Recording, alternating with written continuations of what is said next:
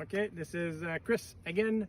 So I'll go over the principle that we've been talking about since the beginning. So clutch in the friction zone. So I'll demonstrate what's the friction zone and keep it there in the friction zone. Throttle 13 to 1500 RPM and rear brake 5 to 6 pound of pressure. Never touch the front brake.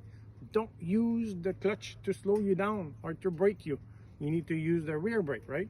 So I see people like when they get afraid of leaning and falling or whatever, they pull in the clutch and that takes away the power in the rear wheel, and guess what? The bike will fall. So use the rear brake to slow you down. Keep the clutch always in the friction zone. Ed and I, look where you want to go. Sometimes I do cheat and I don't do it all the time, but look where you want to go. And also I'll talk about positioning on the bike.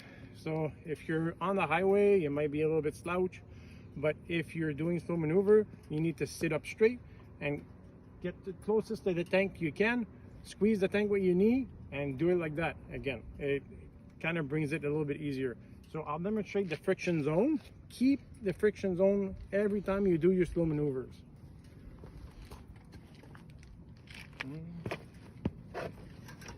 So let's do the friction zone.